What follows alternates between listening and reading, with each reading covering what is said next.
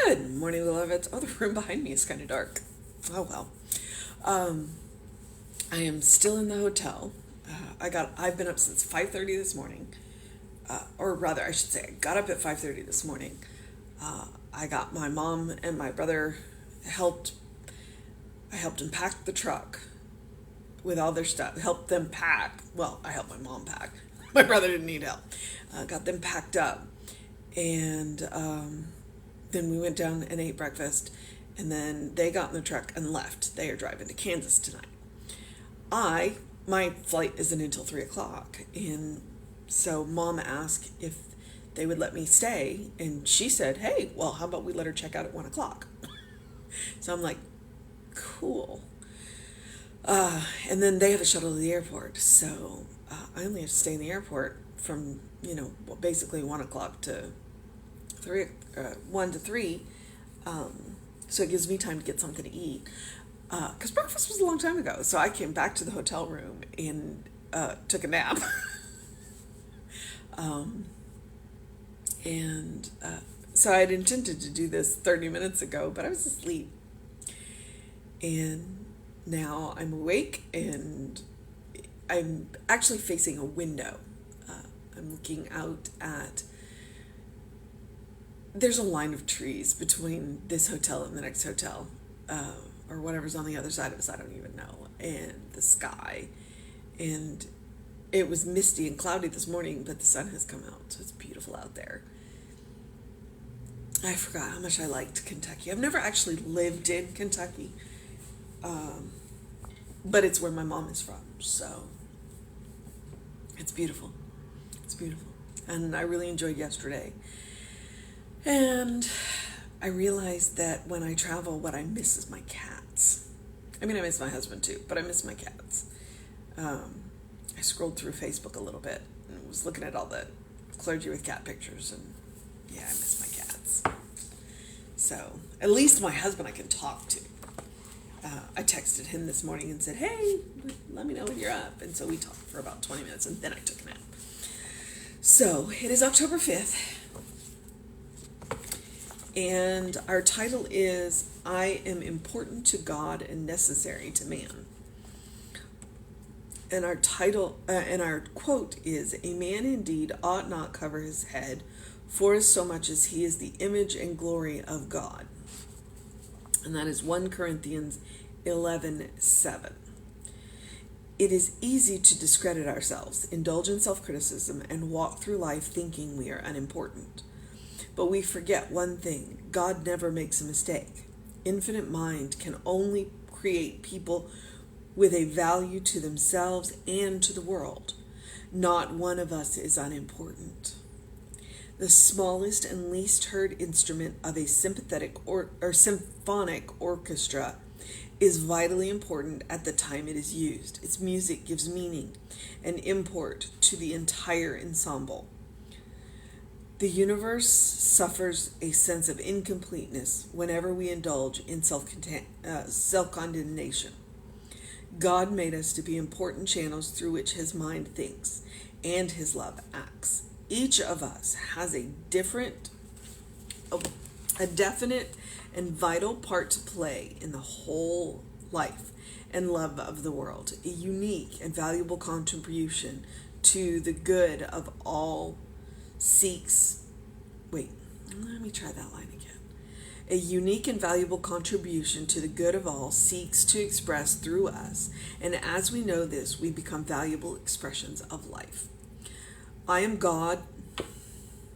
I am important to God, for his intelligence created me and works through me, and God never makes a mistake. Otherwise, I wouldn't be here. My present work, environment, and contacts are my opportunity to prove my spiritual worth. I rise in the dignity of my divine heritage and walk this world as a son of God. Today, I give love and creative thought to all I meet and to all with whom I associate, and I am a center through which God gives of himself to his universe. And I know this and appreciate this. I have faith in myself and in my fellow man. I express in unique ways the gift of life, of power, of thought, of holiness, of the holiness of love. I am important to God and necessary to man. All right. So what I hope that you are hearing is that, one, God don't make no junk, and God made you, and that you are important, but not that you have this divine appointed task, okay? There's talk about fate, and there's talk about destiny, and this, that, and the other. Well, the difference between a fate and a task, the difference between a purpose and a task is, a task is a one-off. It's like, once you're done with the task, you're done. A purpose is, I would say, it's how you move through the world. It's how you live your life, how you interact with life, how you interact with the world. Because there are people that you have touched who you don't even know. And hopefully most of the time you left them in a better place. Hopefully most of the time you left them in a better place. And that's our purpose. Our purpose is to go out and love. Our purpose is to go out and be our authentic selves. And our authentic self is that loving self. If we are created in the image of God, then we are created in love, because we are created by love and we are created to love. So,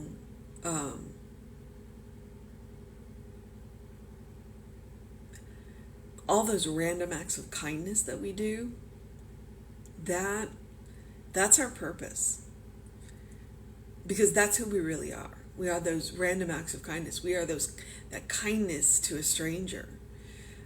We're that kindness to people that we know. We're that kindness to the people that we love.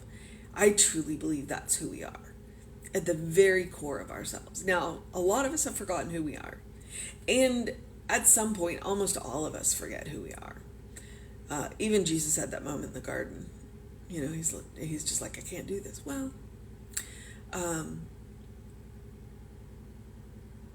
and there are times when we do. So when we forget who we are, then the goal is not to beat ourselves up about that.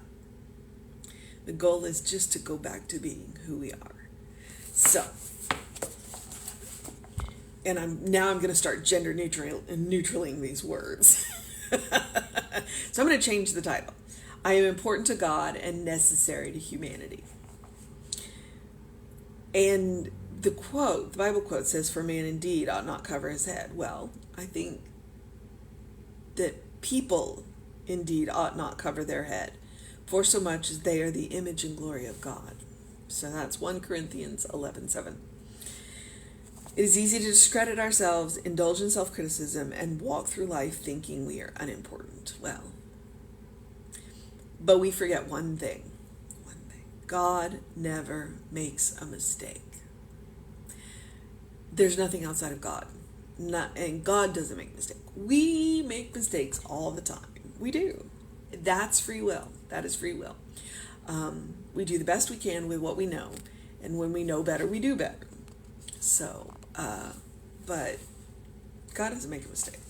You can never be a mistake. You can make mistakes, but you can never be a mistake. Infinite mind can only create people with a value to themselves and to the world. Because it's the infinite mind, the ultimate creative power. Not one of us is unimportant. And that is in italics. Not one of us is unimportant. Every single living being on this planet has a purpose.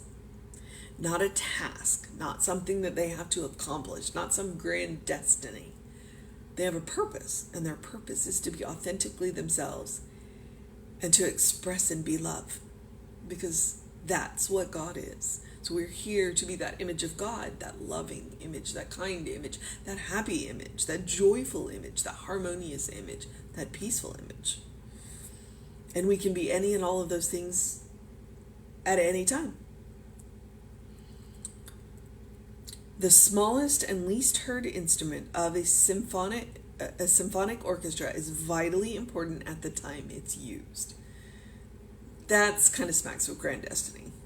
But he's right. If you want a full orchestra, you got to have all the instruments, including, I'm trying to think what the smallest instrument is that's the least heard. And that I'm going to go with the triangle, because it doesn't have a big voice, but they use it very, very effectively. The universe, its music gives meaning and importance to the entire ensemble. The universe suffers a sense of incompleteness when we indulge in self-condemnation. The universe suffers a sense of incompleteness because we're forgetting who we are. We're forgetting who we are. God made each of us to be important channels through which God's mind thinks and God loves act. And we talk about that. We talk about being channels for the divine love. We talk about how God can only do for us what God can do through us. Well, the same is true for the rest of the world. God can only do for the world what God can do through each and every one of us. So sometimes we are, a channel for ourselves. Sometimes we are a channel for people that we know. Sometimes we're a channel for the world. And we never know. We never know. We never know. One stray kindness from you could change the movement of the world. And you may never know it was you. And I think that's really cool.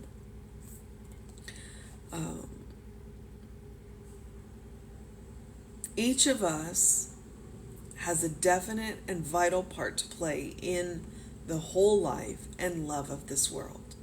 A unique and valuable contribution to the good of all seeks to express through us. As we know this, we become valuable expressions of life. And that goes back to remembering who we are. We remember who we are. And we act in love and kindness and in compassion. We are absolutely acting as channels for God. Now, I dare you to say this out loud. I am important to God. For God's intelligence created me and works through me, and God never makes a mistake. Gives me good shiveries to say that. Otherwise, I wouldn't be here. My present work, environment, and contacts are my opportunity to prove my spiritual worth. So if your present work, environment, or contacts aren't pleasant, they are still opportunities for you to prove your spiritual work by exhibiting those qualities of God, by being loving, by being kind, by being compassionate, and by moving yourself out of them into something else. Just because you are being a loving, kind, compassionate doesn't mean you have to stay in a situation like that. It means that while you are in the situation, be that loving, kind, compassionate person and work your way out.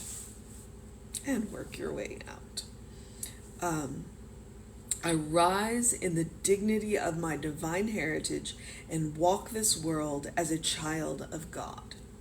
I rise in the dignity of my divine heritage, which means if you are not being treated with loving, kind, and compassion, you are welcome to rise up in your dignity and walk your way out of that situation, or walk your way away from those people. It's the only requirement is that you do it in a loving, kind, and compassionate way. Today, I give love and creative thought to all I meet and to all with whom I associate. I am a center through which God gives of God's self to hit the... to God's universe. Sorry. And I know this and appreciate this. I know this. I know that I am a channel for God. I know that. And I'm grateful to be that, because sometimes I get to do amazing things. Actually, I always get to do amazing things, but some things resonate more with me. See, yesterday. Yesterday was, I got to do something really amazing. And it was pretty amazing that I got to do it for people that I love. I have faith in myself and in my fellow human. I express in unique ways the gift of life, the power of thought, and the holiness of love. I am important to God and necessary to humanity. Again, say that out loud to yourself. You are important to God and you are necessary to humanity. It's pretty cool. It's a pretty cool feeling. So our mission today, should we choose to accept it, is to... I just had it. Well, to give love and creative thought to all of humanity. I can hear housekeeping in the hallway, so I should probably wrap this up. But do what you need to do. No, that was the mission. The mission is to give love and creative thought. And there's an infinite variety of ways to do that.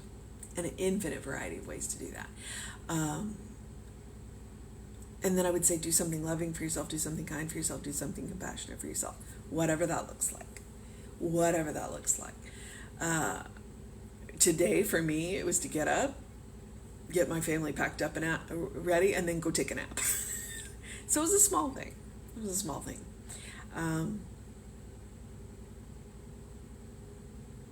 But do what you need to do. Do what you need to do to take care of yourself. You are a beloved child of God in whom God is well pleased, always and forever. This is why you deserve your own loving kindness, compassion. It also prepares you to have more in the bank, as I like to say, for people that you meet that need it. All right, beloveds. I would also encourage you to engage your mind and your body. I'm going to do that in the airport because I always book it through airports. I don't know why. It's like this time I'm going to have time. I should slow down.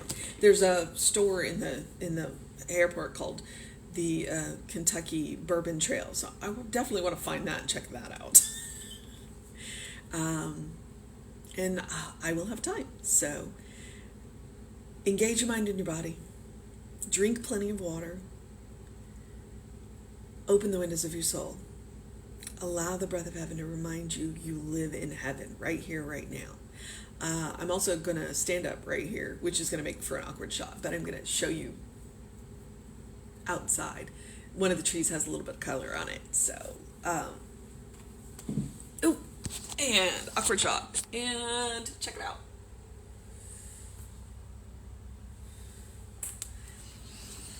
I would love to show you like the mountains and the river, but for that, you're just going to have to go and look when I finally get around to posting the pictures.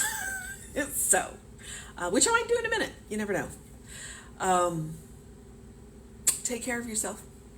Get that sun. Drink plenty of water.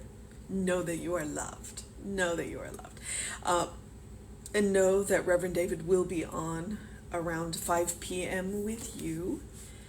He should be. Apparently, the great Facebook blackout, which didn't catch me. That was just, I was busy with my family yesterday, so that's why I did it so late last night. But I will be back with you at my regularly scheduled time, in my regularly scheduled appointment with my wolves behind me. And take care of yourself. All right? Have a good day, a great day, an amazing day, a wonderful day, a fantastic day, a good day. And if that is too much pressure, simply have a day. All right? And know that you're loved. So until next time, know that you're a beloved child of God and a channel of God's love.